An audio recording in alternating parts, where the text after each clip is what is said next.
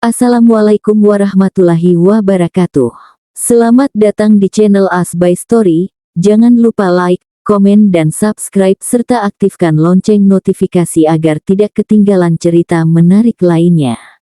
Sekarang mari kita mulai ceritanya. Hari-hari Kirana berjalan seperti biasanya setelah 1 minggu bed rest untuk pemulihan.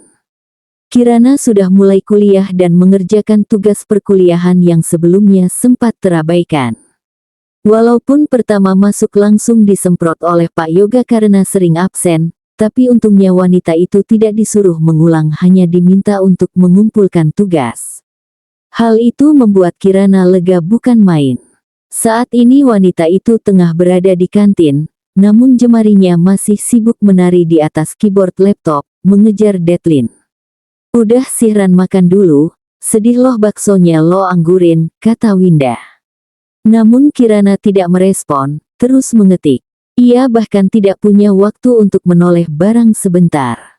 "Kasian banget, gue suapin deh," Winda menawarkan, mengambil alih mangkok bakso Kirana dan memotongnya kecil-kecil lalu menyodorkannya pada Kirana. Wanita itu pun membuka mulut. Perutnya sudah lapar namun ia tidak ingin membuang waktunya beberapa menit untuk makan. Kirana makin kesini makin gemesin gak sih?" ucap Andre memperhatikan Kirana yang fokus pada laptop sembari mengunyah. Makin ngembang. Pipinya gede," lontar Nura. "Gimana nggak gede? Di rumah aja cuma tidur makan," sahut Winda. Tangan perempuan itu menggantung, menunggu Kirana selesai mengunyah. "Ih enaknya. Jadi pengin nikah." "Nikah kalau lakinya modelan suami Kirana sih nggak apa-apa, tapi kalau modelan bokap gue jangan dulu deh, nanti menderita kayak nyokap gue," timpal Winda. Membuat kekehan kecil dari Andre. "Sabar Win." Ketiganya larut dalam percakapan tanpa melibatkan Kirana yang masih fokus pada tugas sintaksnya. Beberapa lama setelahnya, Kirana mengembuskan napas lega setelah tugasnya selesai. Wanita itu menyeruput es jeruk yang sudah hambar untuk menghilangkan dahaga. "Selesai?" tanya Winda yang dibalasi anggukan kecil Kirana. Wanita itu meregangkan otot-otot leher dan jemarinya. "Capek banget gue, makanya dicicil, jangan langsung," komentar Andre. "Nggak kurang menantang. Abis ini lo pada masih ada matkul?" tanya Nura. Perempuan itu menyandarkan kepalanya pada kursi kayu, tangannya mengaduk sisa es batu dengan sendok. "Masih," jawab Kirana. "Gue masih 2, jawab Andre. "Kalau lo nyet?" tanya Nura menunggu jawaban Winda yang diam saja menyimak. "Gue free sih, tapi abis suhur bimbingan sama Budita." "Lo sendiri?" tanya Kirana. Wanita itu mengemas laptop miliknya, dan mangkok bekas makannya. "Gue free, tapi nggak mau balik rumah cepet. BTW abis ini kelas Pak Yoga kan Ran. Gue numpang ya di belakang," ucapnya dengan senyum malu-malu yang langsung dihadiahi sorakan oleh ketiganya. "Gila ya tuh orang, nggak bisa banget biarin gue napas bareng sedetik, emang dikira gue nggak butuh udara apa?" pisuh Kirana. Pasalnya setelah masuk kelas tadi, Pak Yoga mengabarkan kalau dosen pembimbing mereka Bu Sulis mendadak naik haji dan digantikan olehnya. Pria itu pun mengubah jadwal bimbingan. Dan kenyataan yang membuat Kirana ingin menjerit adalah hari itu juga bimbingan langsung dimulai. "Sabar Ran," Nura mengelus bahu Kirana menenangkan. Kirana menarik napas dan mengembuskannya dengan cepat, berusaha menghilangkan emosi yang bersarang di dadanya. "Sabar Ran, sabar. Orang sabar disayang Tuhan," ucapnya pada diri sendiri meski ingin sekali melempar printer ke arah dosen itu. Kirana berjalan menuju parkiran di mana motornya berada. "Lo mau mampir nggak Ra? Ke rumah gue gitu?" "Nggak dulu deh, abis ini gue jemput Reta," jawab Nura sembari memakaikan helm. "Hati-hati Ra." "Yoi lo juga," keduanya lalu melaju meninggalkan pekarangan kampus. Kirana dan Nura berpisah di perempatan Jalan Srimaya. Butuh setengah jam untuk Kirana sampai ke rumahnya, rumah Wira maksudnya. Kirana melajukan motornya sendirian menikmati panas dan semilir angin sore itu. Namun baru sekitar 5 menit melaju, Kirana merasa ada yang aneh. Ia menarik gas seperti biasa, tapi motor itu tidak merespons dengan semestinya. Laju kendaraan melambat walau grip gas sudah diputar lebih dalam. Hah, kenapa nggak nambah? Gumamnya, alis berkerut. Ia coba lagi, memutar gas perlahan. Masih tetap. Jangan bercanda ya, ini bukan waktunya drama, bisik Kirana pada setang motor, seolah benda itu bisa diajak negosiasi. Ia menarik gas lebih dalam, kali ini sedikit panik. Tapi tetap saja, tidak ada tenaga tambahan yang terasa. Kirana melirik spion, memastikan tak ada kendaraan lain yang terlalu dekat, lalu menepi perlahan.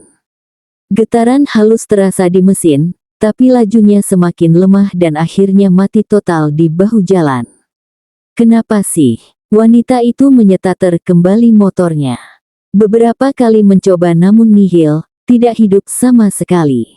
Ia pun turun dari motor dan mengecek bensin dan ban, tangki masih setengah, bannya pun tidak kempes namun motornya tidak bisa hidup. Kirana menendang ban, kesal sekali mengapa hari ini begitu sial untuknya. Segera ia mendial nomor Wira memintanya untuk menjemput. Sekali panggilan tidak diangkat, 2 kali, 3 kali belum juga diangkat. Kirana sudah seperti orang hilang di pinggir jalan. Kenapa? Wanita itu tersentak kaget ketika mendengar suara berat yang tiba-tiba di sampingnya. Matanya membelalak saat melihat Pak Yoga berdiri di sampingnya. Satu alis terangkat, ekspresinya seperti biasa, datar. Motornya mogok, jawabnya meski ia masih terkejut hingga sekarang. Pak Yoga menyipitkan mata, lalu menurunkan ransel dari pundaknya dan menyampirkannya di bahu. Sudah dicek, udah coba di starter, nggak bisa terus saya cek bensin dan ban, aman sih, Kirana menunjuk bagian tangki, bensinnya masih setengah. Pak Yoga mengangguk kecil, lalu tanpa banyak bicara ia jongkok di samping motor Kirana.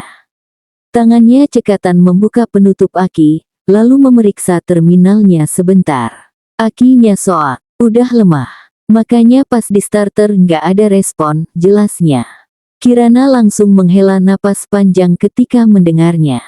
Pantesan. Pria itu berdiri, ayo saya bantu dorong ke depan, di sana ada bengkel.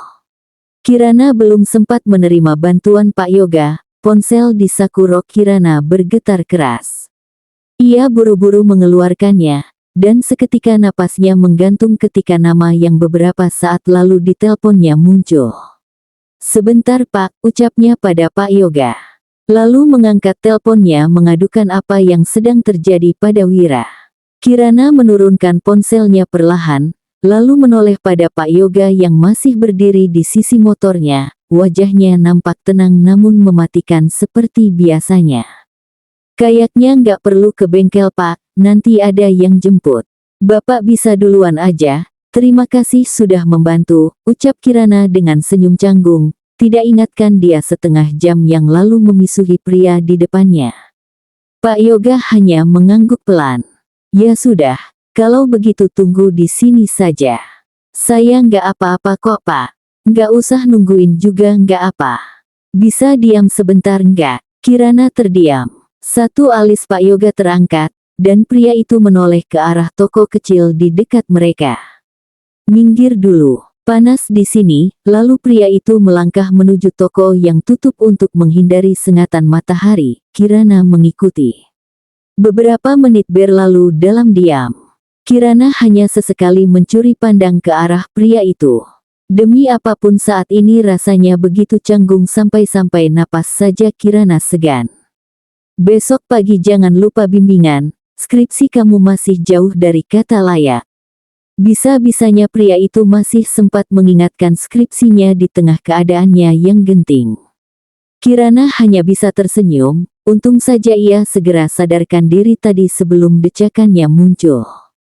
Tak berapa lama kemudian, mobil putih yang sangat Kirana kenal menepi di dekat mereka. Wiratama turun. Pria itu masih mengenakan batik guru khas sekolahnya dan menghampiri mereka berdua. Pak Yoga bangkit dari duduknya begitu melihat kedatangan Wira. Menyadari kehadiran pria lain di dekat istrinya. Sorot matanya sedikit berubah, tegas dan memicing. Pak Yoga melangkah satu langkah maju, dan Kirana buru-buru menjelaskan, "Ini, Pak Yoga. Dosen pembimbing skripsi aku. Tadi bantuin waktu motor aku mogok." Wira mengangguk pelan, lalu mengulurkan tangan. "Wiratama." "Yoga," jawab Pak Yoga singkat, menerima jabat tangan dengan senyuman singkat. "Ya sudah kalau begitu saya pamit," menoleh kepada Kirana dan Wira. Kirana tersenyum membalas dan tidak lupa mengucapkan terima kasih pada pria itu. "Jangan terlalu banyak tersenyum ke orang lain, senyum kamu buat saya saja," ucap Wira. Pria itu menaikkan standar motor kemudian menuntunnya.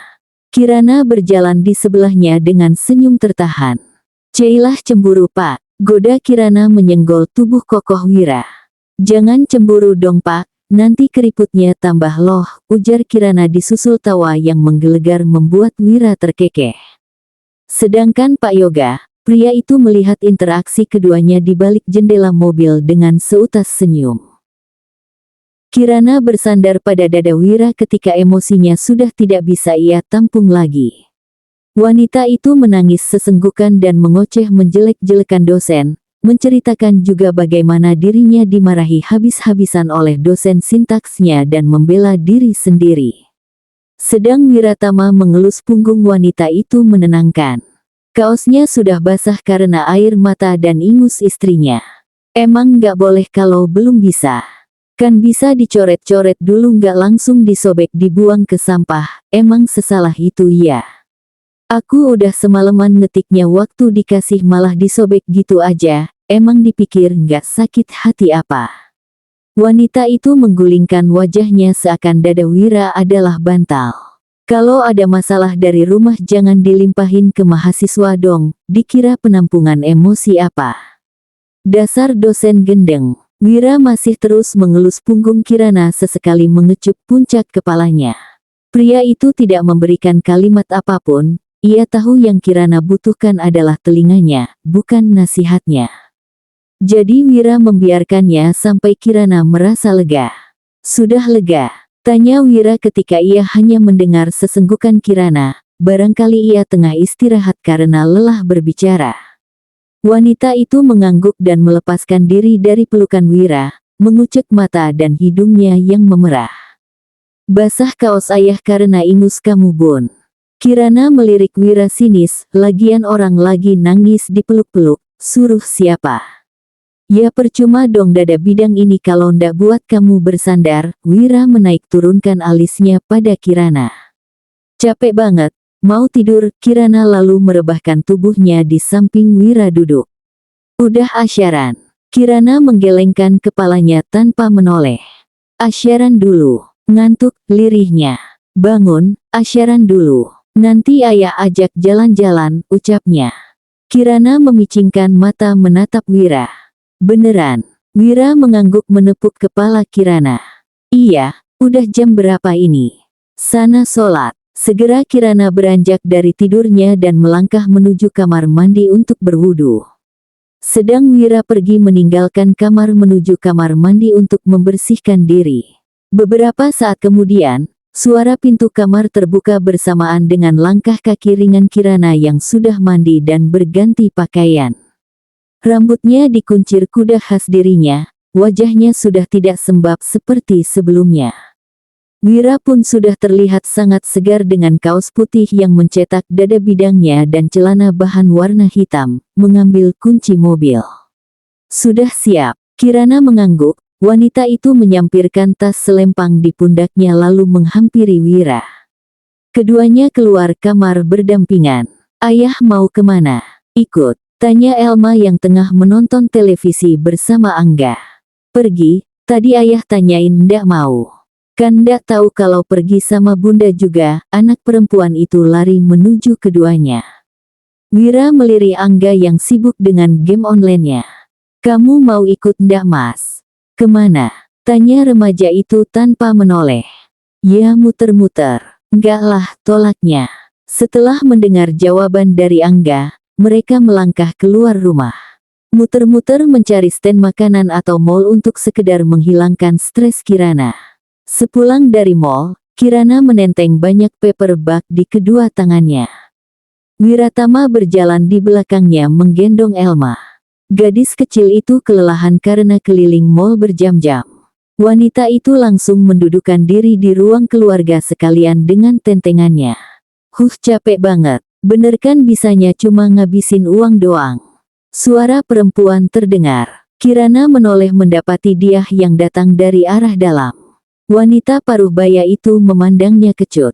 "Kamu di sini?" tanya Wira. Pasalnya keduanya tidak melihat tanda-tanda orang lain masuk ke rumah. Kirana memandang dia sekilas, lalu mengalihkan pandangannya. Ia mulai merapikan paper bag yang berserakan tanpa menyahut. Tapi dia tetap berdiri di tempat, menyilangkan tangan di dada. "Belanja segitu banyaknya, emangnya semua perlu?" sindir dia, suaranya datar. Kirana berhenti sejenak, "Saya juga tahu kok, nggak perlu diajarin juga. Kalau tahu batas, nggak mungkin belanja kayak orang kalap begitu." Wira yang sejak tadi berdiri di samping mereka langsung menengahi, "Udah, jangan mulai. Kalau mau ngobrol, ngobrol baik-baik."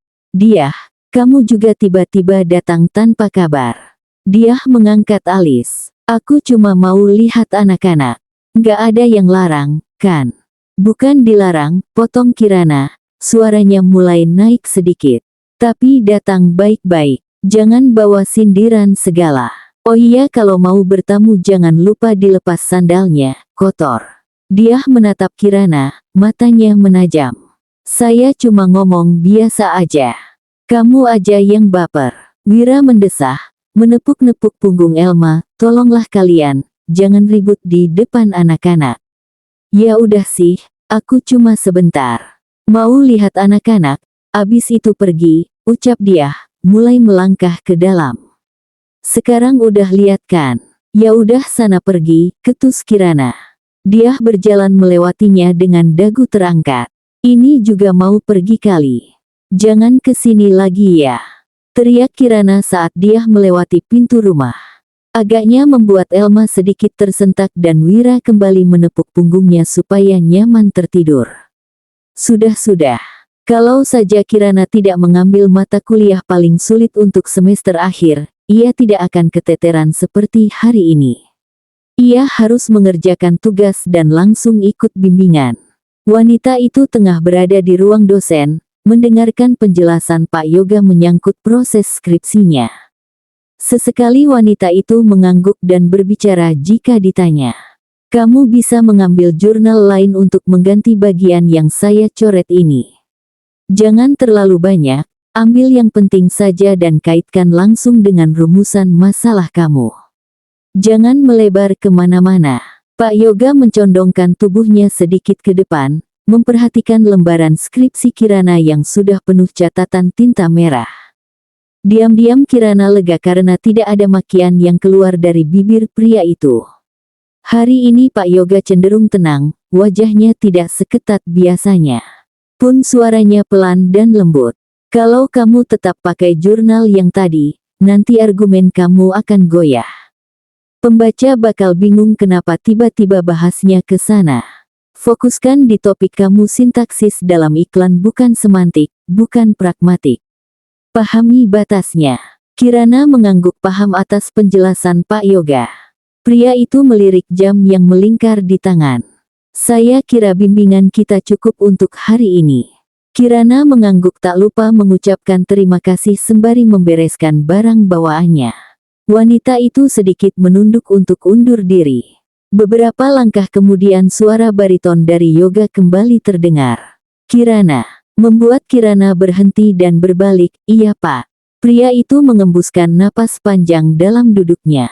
"Untuk yang kemarin, saya minta maaf," ucapnya membuat tubuh Kirana mematung sesaat dengan ekspresi terheran. Namun setelahnya Kirana mengulas senyum tipis dan meninggalkan ruang.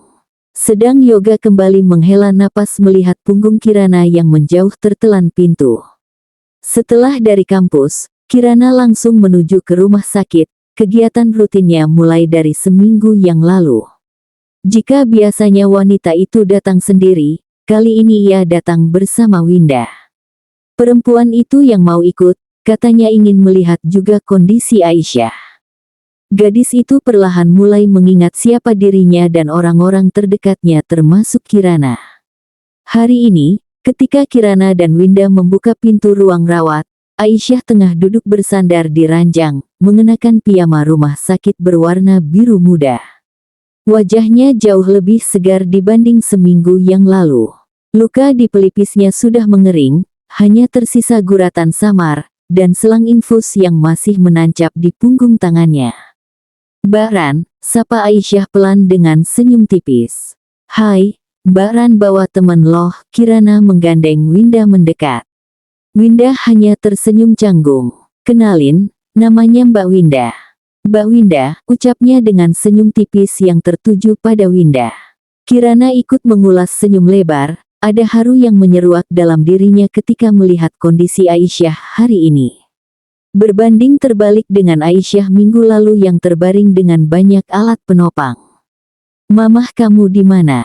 Tadi mamah bilang mau ke kantin sebentar." "Ya udah, biar Mbak Ran sama Mbak Winda yang temani." Aisyah mengangguk pelan, lalu menatap Kirana dengan tatapan yang lebih hidup. Winda ikut duduk di sisi tempat tidur, sedangkan Kirana membuka tasnya dan mengeluarkan buku kecil serta beberapa kartu bergambar. "Nih, kita belajar pelan-pelan ya." "Aisyah masih ingat ini gambar apa?" tanya Kirana sambil menunjukkan kartu bergambar apel. "Apel," ucap Aisyah, sedikit ragu tapi jelas. "Hebat." Winda spontan memberikan tepuk tangan kecil. "Kalau ini." Ia mengambil kartu berikutnya, sebuah gambar boneka. Aisyah menatapnya beberapa detik, kemudian tersenyum tipis. "Boneka. Bagus banget," puji Kirana, matanya sedikit berkaca. Ia tahu jalan pemulihan Aisyah masih panjang, tapi kemajuan sekecil ini sudah cukup menghangatkan hatinya. Mereka lanjut menebak gambar-gambar lain seperti bunga, sepatu, kucing, dan rumah. Beberapa kata butuh waktu, tapi Aisyah tetap berusaha menyebutkannya, dan dua wanita di sampingnya selalu memberi semangat. Bahkan kadang mereka tertawa bersama saat Aisyah menyebutkan kata yang salah atau malah menciptakan nama baru. Di saat mereka mengudarakan tawa, wanita paruh baya yang merupakan ibu Aisyah masuk dengan tampang datar. Kirana mengulas senyum menyapa, namun wanita itu tidak menghiraukan dan memilih untuk duduk di sofa. Winda merasa ada sesuatu yang ganjil di antara keduanya. Kirana menghela napas pendek, lalu mengode Winda lewat tarikan baju untuk kembali mengajari Aisyah. Pun ketiganya melanjutkan kembali kegiatan yang sempat terjeda. Mengingat gambar dan mengeja kata dengan riang. Tanpa mempedulikan sosok wanita yang duduk di pojok sofa. Setelah sore menyapa, langit berubah menjadi jingga kemerahan. Kirana dan Winda keluar dari ruang inap Aisyah untuk pulang. Keduanya menuju tempat di mana kendaraan mereka parkir. Ibunya Aisyah, "Judes banget dah, gue senyum masa nggak disenyumin balik. Sia-sia dong senyum manis gue," ucap Winda ketus. "Sorry ya Win, lo jadi kena imbasnya," kata Kirana tak enak hati. "Emang kenapa sih Ran?" Kirana mengembuskan napas, bibirnya maju beberapa senti sebelum bicara. "Ya gitu deh, dia masih marah sama gue sama ayah karena nabrak anaknya. Kan Pak Wira juga tanggung jawab, nggak lari gitu aja. Kalian juga setiap hari jengukin. Biarin, gue paham kok rasanya semengerikan apa kehilangan itu. Mungkin dia marah karena dia takut anaknya pergi dari dia, sedangkan mereka cuma tinggal berdua. Jadi ya, wajar aja." Winda mengangguk, lalu tangannya terangkat menepuk bahu sahabatnya. "Sabar Ran." Kirana hanya mengangguk saja. Kirana langsung merebahkan tubuhnya di ranjang setelah kelelahan beraktivitas seharian. Melirik kamar mandi yang berisik karena gemericik air. Ia tahu Wira sedang mandi di dalamnya, seketika senyum licik melintas di otak cantiknya. Ia menunggu Wira keluar dari kamar mandi untuk melancarkan aksinya. 10 menit kemudian Wira keluar dengan menyebar wangi mint. Mengenakan handuk hanya sebatas paha, memamerkan perut kotak dan dada bidangnya. Baru pulang, tanya Wira mengundang anggukan kecil Kirana. Wangi banget jadi pengin peluk, wanita itu merentangkan tangan kemudian memeluk dirinya sendiri. Wira hanya terkekeh kecil melangkah ke almari. Mau peluk? Sebentar saya pakai baju dulu. Ngapain pakai baju segala sih? Tanpa baju malah anget, diam-diam Kirana terkikik geli atas ucapannya sendiri. Melirik Wira yang tengah memakai kaos. Wira berbalik mengarah pada Kirana yang berbaring terlentang. Mata wanita itu terus mengikuti Wira sampai pria itu berdiri di hadapannya. Kirana membuka tangannya lebar-lebar sedang Wira menaikkan satu alis heran menatapnya.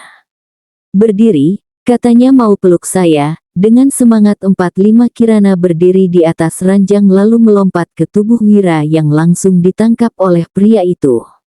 Wira sedikit limbung kemudian terkekeh kecil. Kirana hirup wangi min yang menguar dari tubuh Wira. Namun setelahnya turun dari gendongan Wira untuk menjalankan aksi selanjutnya. Kirana menuntun Wira untuk duduk di ranjang membuat kerihitan di dahi pria itu. Selanjutnya yang terjadi adalah Kirana naik ke pangkuannya, dengan senyum mengembang dan kerlingan centil. Wajahnya maju satu langkah namun Wira lebih dulu menjalankan aksi, melumat bibir nakal itu dengan lembut. Kirana ikut mengimbangi, kedua tangannya melingkar cantik di leher Wira. Semakin lama lumatan mereka semakin menggebu dan dalam. Tangan Wira sudah tidak berada di tempat, menggerayangi beberapa bagian dari tubuh istrinya.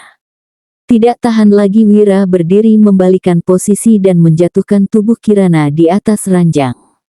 Perlahan naik, wajahnya mengetat dengan mata diliputi oleh gairah. Pria itu menatap Kirana dengan memelas, memohon untuk melakukannya sekarang juga. Namun Kirana menggeleng sembari menyengir. Lagi haid. Seketika tubuh itu limbung dan menimpanya sedangkan Kirana tertawa lepas akan penderitaan Wira. Tawa yang menggelegar tanpa beban karena Wira berhasil masuk ke perangkapnya. Bersambung.